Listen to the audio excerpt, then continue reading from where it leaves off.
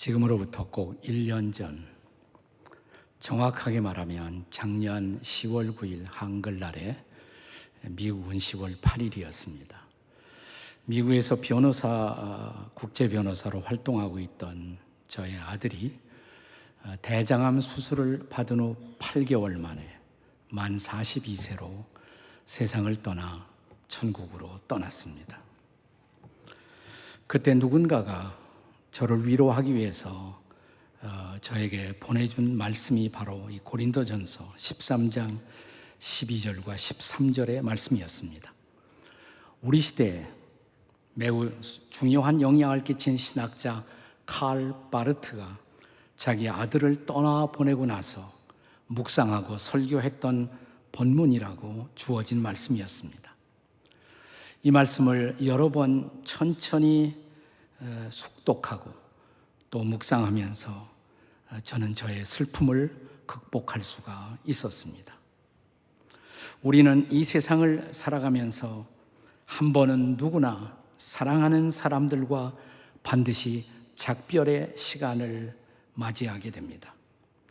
그것은 참으로 가슴 아픈 시간이 아닐 수가 없습니다. 예로부터 우리나라에서는 사랑하는 부모님을 떠나보낸 그 슬픔을 우리 조상들이 천붕지통이라는 사자성어로 묘사했습니다. 하늘이 무너지는 고통, 하늘이 무너지는 아픔이란 말입니다. 그리고 자식들을 앞세울 때는 참척지변, 참혹한 슬픔의 변, 혹은 땅이 무너지는 고통이라는 표현을 사용했습니다. 저는 오늘 이 특별한 주일 사랑의 교회 담임 목자이신 오정현 목사님이 모친상을 맞아 당하신 그 고통에 대해서 가족들에게 위로의 말씀을 드리고 또 오 목사님의 슬픔에 동참하는 사랑의 교회 모든 교우들에게 동시에 위로의 말씀을 전하고 싶습니다. 그러나 이런 이별의 시간이 오면 우리는 언제나 가슴 속에서 왜라는 질문 하나를 던지게 됩니다. Why? 왜 그렇게 가셔야 했는지, 좀 더 사실 수는 없었는지, 좀 더 우리 곁에서 충분히 대화하고 사랑을 나누고 더 섬기고 섬김을 받다가 가실 수는 없었는지, 왜 서둘러 가셨는지, 왜 Why라는 질문입니다. 그래서 지금 여러분 가운데도 우리 중에도 사랑하는 이들과의 작별의 고통을 당하면서 이 동일한 물음을 안고 아파하고 오늘을 견디고 있는 성도들도 여러분 가운데 있을 것입니다. 지금 우리는 옛날 우리가 사용하던 금속 거울이나 혹은 청동 거울을 보듯 희미하게 우리가 사랑하는 이들을 천국으로 불러주신 그 하나님의 섭리를 바라보고 추측하고 있을 따름입니다. 지금 우리는 성경이 증거하고 약속하는 천국의 영광조차 희미하게 바라보고 있습니다. 지금 우리는 우리가 사랑했던 사람들의 치열한 생존의 노력이 오늘을 사는 나에게, 우리에게 어떤 의미가 있는가를 묻고 있습니다. 지금 우리는 우리가 사랑했던 사람들이 다시 이 땅으로 돌아올 수 없는 현실 앞에서 우리의 기억과 회상이 과연 어떤 뜻이 있는가를 묻고 있습니다. 지금 우리가 보는 모든 것은 거울로 보는 것처럼 희미하기만 합니다. 지금 우리는 죽음에 대한 성경의 가르침조차 아주 부분적으로 조금만 주님이 계시한 그만큼만 알고 있을 따름입니다. 우리가 사랑했던 사람들의 존재가 우리에게 끼친 영향조차 그가 떠나간 지금 우리는 부분적으로 아주 조금 이해하고 있을 따름입니다. 그런데 바울 사도는 우리가 잘 아는 유명한 사랑장 고린도전서 13장의 마지막 두 구절을 통해서 이렇게 말합니다. 특별히 12절 말씀을 다시 주목해 보십시오. 우리가 지금은 거울로 보는 것 같이 희미하나 그 때에는 얼굴과 얼굴을 대하여 볼 것이요 지금은 내가 부분적으로 아나 그때에는 주께서 나를 아신 것 같이 내가 온전히 알리라. 12절의 말씀은 두 가지의 단어가 대칭적으로 등장합니다. 반복적으로 두 번씩 등장하고 있습니다. 지금은 거울로 보는 것처럼 희미하지만 그때에는 얼굴과 얼굴을 대하여 볼 것이라고. 지금은 우리가 부분적으로 알지만 그때에는 온전히 알리라고 말합니다. 여기 지금이란 단어, 영어의 now, 히라보 원문에는 누이니라는 단어가 쓰여집니다. now라는 뜻입니다. 지금. 이 단어의 대조성으로 등장하는 단어가 그때라는 단어입니다. then, now and then, 그때. 히라보의 토테라는 단어가 쓰여지고 있습니다. 지금은 그러나 그때에는. 자, 그때는 주님이 다시 오시는 날일 수가 있고 혹은 우리가 이 땅을 떠나 그분 앞에 서는 바로 그때일 수도 있습니다.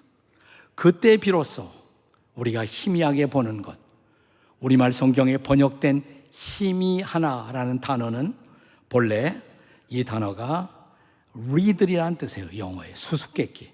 원문 그대로 번역하면 수수께끼라는 말입니다.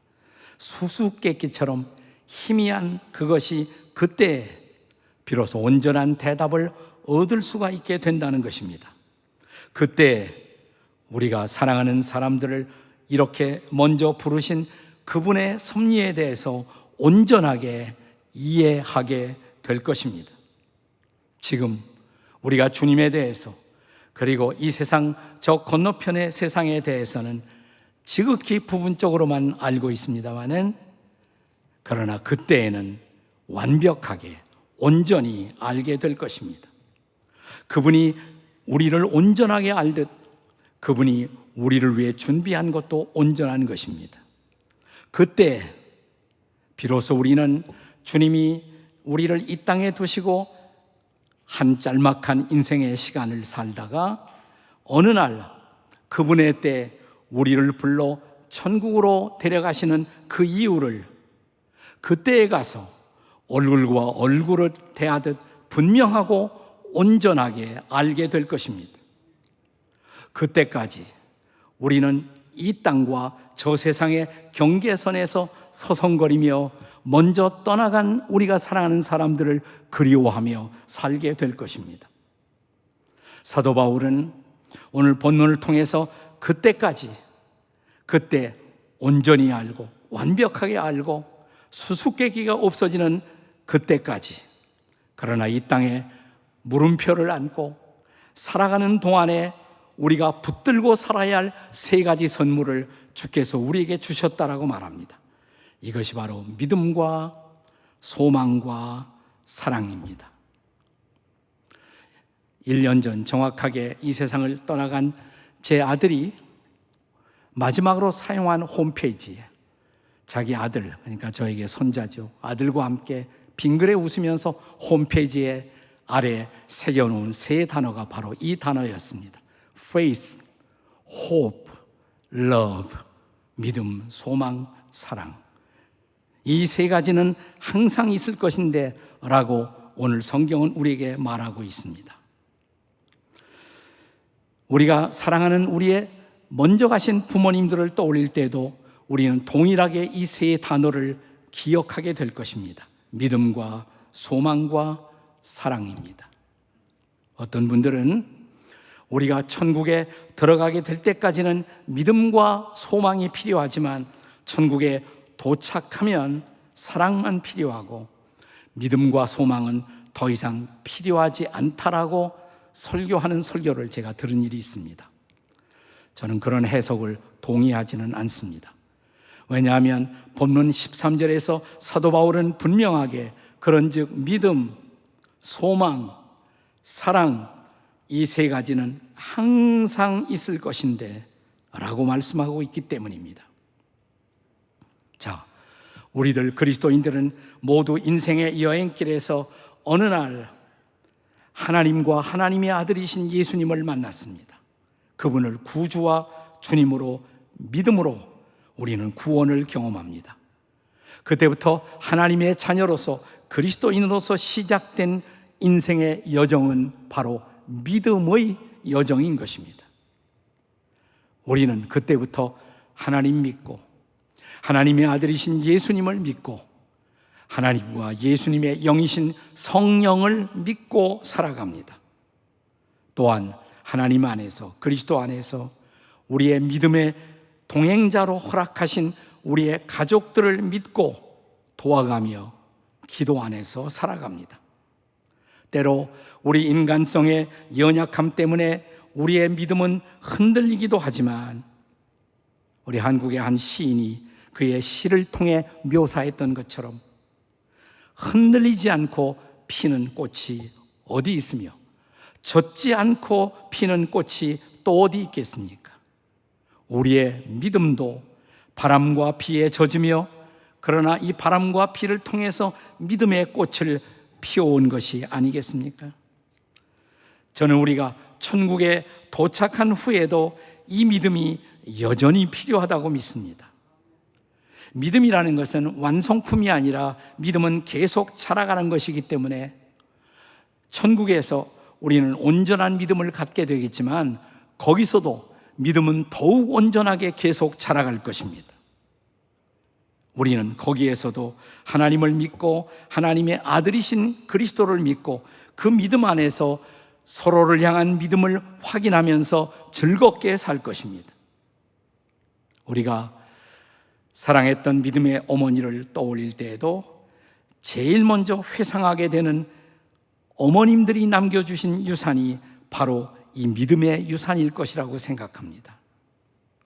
나를 믿어주신 어머니, 세상 모든 사람들이 내게서 등을 돌릴 때도 한결같이 나를 믿어주신 그 어머니, 그리고 믿음의 기도를 제일 먼저 가르쳐 주신 믿음의 어머니. 우리는 어머니를 생각하며 이 어머니를 통해서 우리에게 주신 하나님의 위대한 선물, 그리스도 안에서 우리가 받게 된 믿음의 선물을 주신 그분 앞에 찬양과 영광을 돌립시다. 그리스도인들은 우리가 그리스도인이 되고 천국 백성이 된 그 순간부터 또 하나 소망을 안고 살아갑니다. 그것은 영원한 천국의 소망입니다.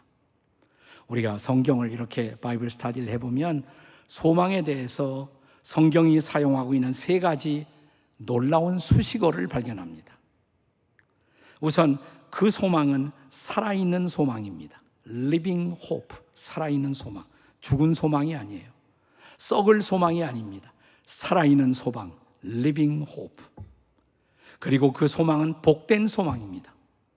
그 소망은 오늘날 저주로 변하는 그런 소망이 아니라, 세상이 제공하는 그런 소망이 아니라 영원히 복된 소망, Blessed hope. 그리고 그 소망은 확실한 소망입니다. Sure hope. 불확실한 소망이 아니에요. 확실한 소망입니다. 우리가 예수를 믿었을 때 믿음을 통해서 이 소망이 우리에게 주어진 것을 믿으시기 바랍니다. 우리는 지금 불완전한 세상 속에 살고 있습니다마는, 그러나 하늘의 소망, 온전한 소망, 그 소망 때문에 이 땅에서의 환난과 시련을 이기고 살아갑니다. 코로나 시대에도, 코비드-19의 어려움 속에서도 우리가 이 시대를 극복할 수 있는 이유, 하늘의 소망 때문인 것을 믿으시기 바랍니다. 그런데 우리가 천국에 도착한 후에 그 소망은 거기서 끝나는 소망일까요? 저는 그렇지 않다고 생각을 합니다. 천국에 관해서 가장 아름다운 글을 남긴 사람 중에 하나, 우리와 동시대를 살았던 옥스퍼드와 캠브리지에서 가르쳤던 C.S. 루이스 교수는 천국을 묘사하면서 이렇게 말합니다. 천국은 우리의 거룩해진 자아가 끝없이 확장되는 것이라고. 자아라는 것은 이제 하나님의 은혜를 통해서 죄 씻음을 받고 새로운 자아가 되어 천국에 들어간 후에 무한히 확장되는 곳, 그것이 천국이라고 말합니다. 그래서 천국에서도 여전히 우리에게 할 일이 있고 그 할 일을 통해서 하나님을 영화롭게 하는 것이라고 그는 말합니다. 제가 그 내용을 읽으면서 얼마나 큰 위로가 되었는지 몰라요. 그래, 내 아들의 꿈은 거기서 끝난 것이 아니로구나. 거기서 그 꿈을 여전히 실현할 수 있겠구나. 그래서 천국은 못다 이룬 우리의 자아의 꿈을 실현하는 곳이라고 그는 말합니다. 이 세상이 만약 삶의 전부이고 우리의 사랑하는 이들의 삶이 이 세상으로 끝나고 마는 것이라면 그것이야말로, 그런 인생이야말로 불공평한 인생이 아니겠습니까?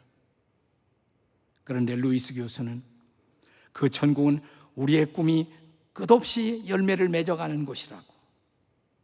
반대로 루이스 교수는 지옥은 뭐냐? 지옥은 더 이상 꿈이 없는 곳이라고 말합니다.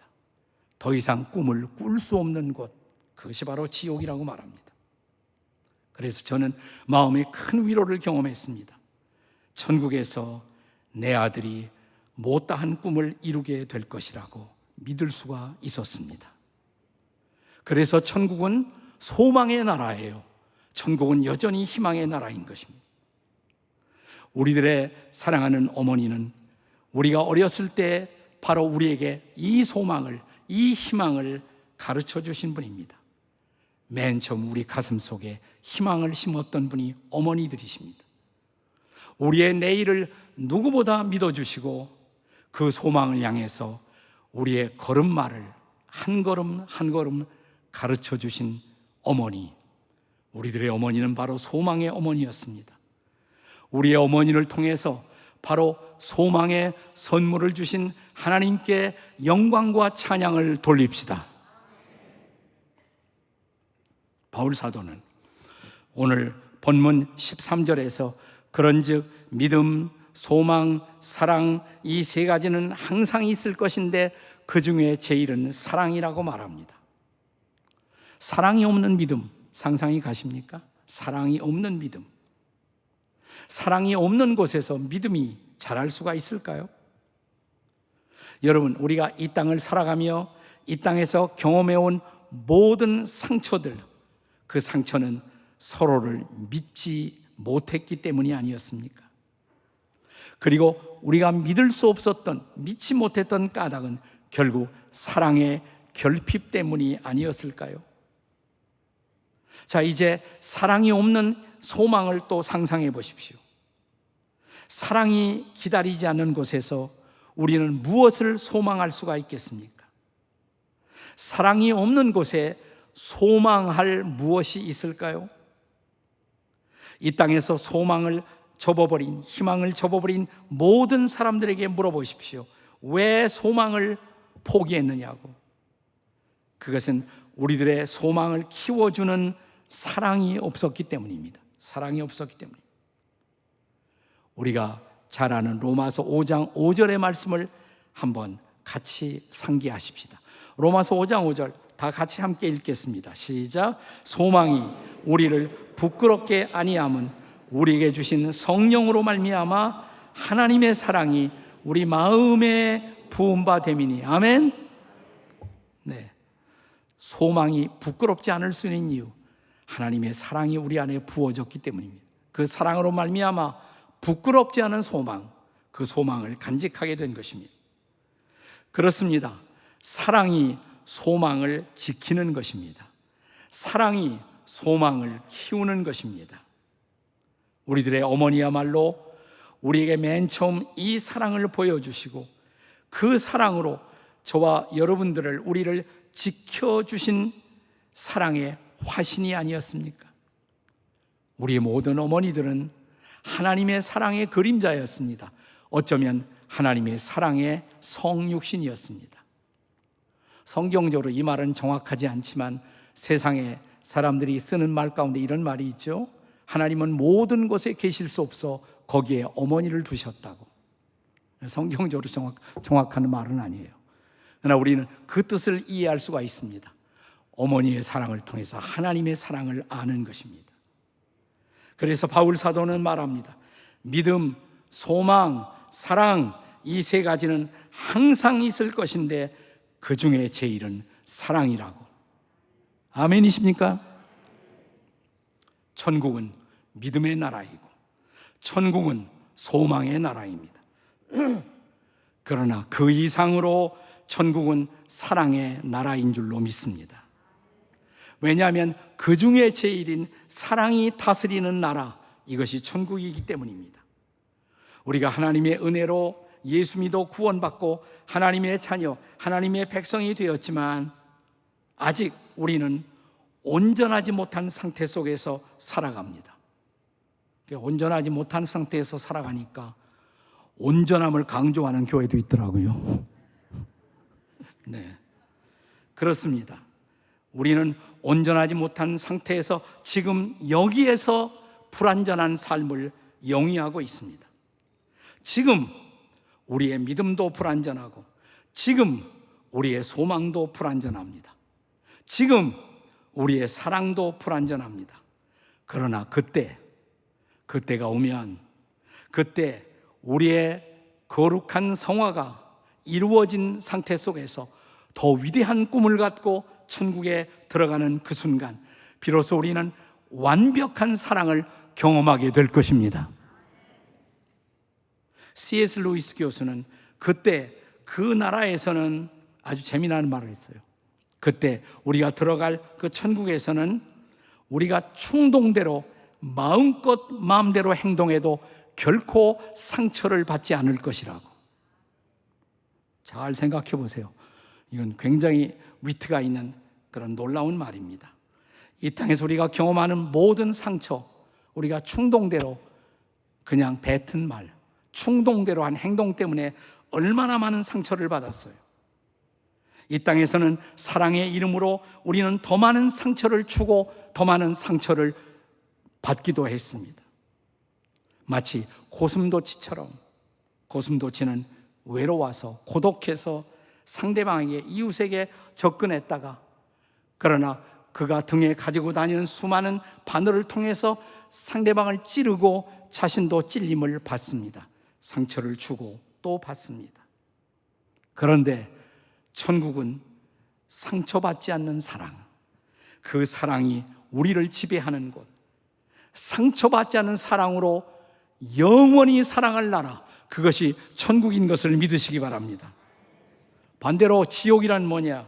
지옥은 치유받지 못한 우리의 이기심으로 끊임없이 영원토록 서로를 상처내는 곳, 그게 지옥이에요. 가시고 싶은 사람 가세요. 네. 그 영원히 서로를 상처내는 곳, 그것이 한마디로 지옥이라고 루이스 교수는 말합니다. 얼마나 놀라운 통찰이에요. 사랑하는 여러분, 그렇다면 은혜로 구원받은 것을 기뻐하는 여러분과 제가 되시기를 바랍니다. 그 은혜로 우리가 사망에서 생명으로 옮겨진 것을 기뻐하십시오. 그 은혜로 지옥에서 천국으로 옮겨진 것을 기뻐하십시오. 천국은 그 은혜가 완벽하게 우리를 지배하고 통치하는 것입니다. 완전한 사랑이 다스리는 것입니다. 우리가 사랑하는 사람들이 그러므로 그 나라에 갔다는 것, 이것은 놀라운 영광입니다. 우리의 사랑하는 이들이 그곳에 간 것을 함께 기뻐하십시오. 슬프지만 기뻐하십시오. 그리고 머지않아 바로 가까운 그때 거기서 우리는 다시 만나 서로를 용서한 것을 확인하고 영원토록 사랑 안에서 즐거워할 것을 기대하시기 바랍니다. 이 은혜와 사랑을 주신 주님을 우리는 거기서 만나 그분과 더불어 그분을 영원히 즐거워하게 될 것이라고. 여러분, 웨스트민스터 신앙 고백에 인생이 살아가는 진정한 존재의 목적, 하나님을 영화롭게 할 뿐만 아니라 그분을 영원토록 즐거워한다고. Enjoy Him forever. 영원토록 그를 즐거워한다고. 그렇습니다. 거기서 머지않은 그때 우리가 또한 함께 이 지상에서 경험한 어떤 예배도 따라올 수 없는 놀라운 예배를 드리게 될 것을 기대하십시오. 그때 그 빛난 하늘집에서 주의 얼굴을 배웠고 우리가 사랑하는 이들의 아름다운 얼굴을 또한 다시 볼 것을 기대하십시오. 우리가 부르는 찬송가 가운데 찬송가 489장, 이 찬송의 제목은 저 요단강 건너편에 찬란하게 베는 집이라는 찬송이 있죠. 영어 원문으로는 이 찬송의 제목이 Face to Face with Christ my Savior 이렇게 되어 있어요. 나의 구세주이신 그리스도와 얼굴과 얼굴을 맞대고, 그날이 오겠죠. 주님과 얼굴과 얼굴을 맞대는 그날. 그것이 우리의 궁극적 소망인 것입니다. 이 찬송가를 만든 사람은 튜울러라는 미국의 목사님이십니다. 이 목사님이 한 번은 병원에 입원한 교우를 신방차 찾아갔어요. 우리 대부분의 목회자가 그런 것처럼 병원에 가게 되면 아파하는 우리 성도들의 손을 잡고 치유의 기도를 드리게 되죠. 그래서 한참 하나님 긍휼히 여기시고 속히 회복하게 해달라고, 치유해달라고, 힐링해달라고 기도하고 있는데 갑자기 기도받던 교인이 목사님을 타치하면서 목사님 치유기도 말고 제가 천국 가도록 기도해 주세요. 저 이제는 그분 만나고 싶어요. 이제는 더 이상 치유보다도 그분의 얼굴을 뵙는 것이 제 소원이랍니다. 그래서 기도를 바꾸어서 기도를 마무리할 수밖에 없었다고 그래요. 근데 어떤 특별한 감동이 있었다고 그래요. 그 감동을 안고 집에 왔는데, 집에 우편이 와 있는데, 편지가 와 있는데, 이분은 그냥 목회만 하신 분이 아니라 이 작곡 이렇게 하시는 분인데, 찬송시를 보내주는 시인, 교인 친구 한 분이 편지를 보낸 거예요. 목사님, 제가 최근에 마음속에 느낀 바를 시로 만들어 보았습니다. 근데 그 시를 딱 보는 순간 자기가 방금 병원에서 기도하고 왔던 그 환자 교우가 생각나면서 형언할 수 없는 감동이 밀려오더래요. 바로 붓을 들어 그 자리에서 작곡함으로 태어난 찬송, 그 찬송이 이 찬송이에요. 저 요단강 건너편에 찬란하게 비는 집, 예루살렘 새 집에서 주의 얼굴 배우리, 빛난 하늘 그 집에서 주의 얼굴 배우리, 한량없는 영광 중에 주의 얼굴 배우리, 주가 내게 부탁하신 일을 마친 후 예비하신 그 집에서 주의 얼굴 배우리. 이때쯤 돼서 제가 오 목사님이랑 찬양을 한번 쫙 불렀으면 좋겠는데 저에게는 그런 은사를 주시지 않았습니다. 저는 읽는 은사를 주셔서 이렇게 읽어요. 네, 여러분, 그때가 기다려지지 않습니까? 제가 천국을 기대하는 이유 중에 하나는 천국 가면 내 음치도 고쳐진다는 것을 믿기 때문입니다. 그때 제가 오 목사님과 같이 듀엣을 하는 기적이 일어날 것입니다.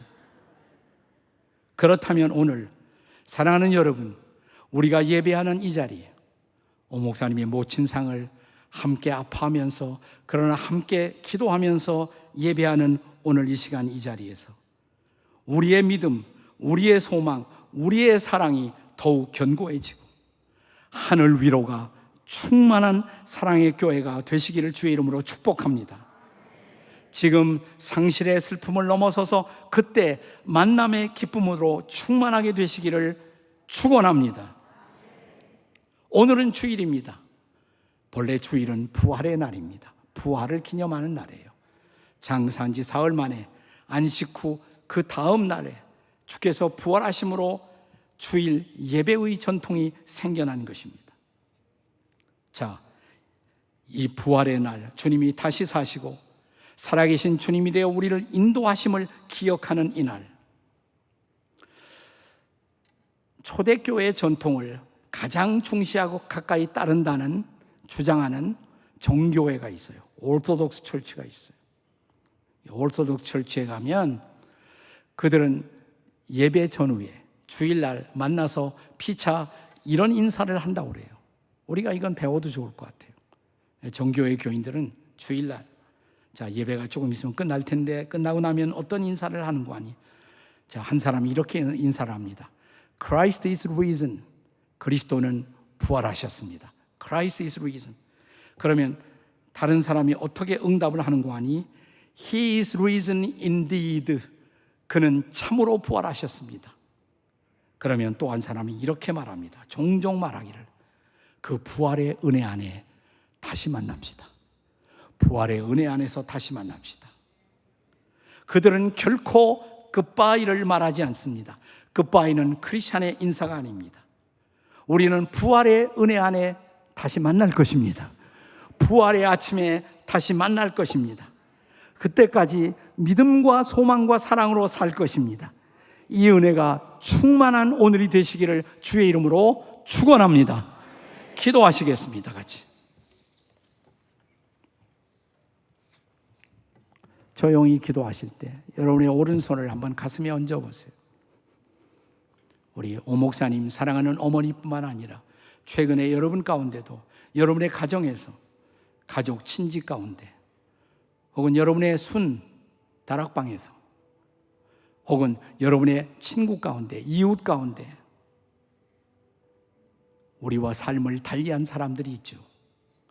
그래서 아프고 힘든 분들이 있을 거예요. 조용히 가슴에 그들을 품고 하나님 오셔서 이 시간 부활의 소망으로 채워주십시오. 부활의 은혜로 채워주십시오. 천국의 거룩한 꿈으로 채워주시옵소서. 따라서 하십시오. 다 같이 주님, 더 크게 주님, 주님, 함께 통성으로 같이 기도하시겠습니다. 주님, 우리가 기도합니다. 이 시간 우리가 부활의 소망을 위해서 기도합니다. 부활의 은혜를 위해서 기도합니다. 거룩한 소망으로 꿈으로 우리의 마음과 인생이 채워지도록 이 시간 역사해 주시옵소서. 주님을 찬양합니다. 주님의 이름을 높여드립니다. 주님, 이 시간 그 은혜, 그 소망으로 우리를 가득히 채워 주시옵소서.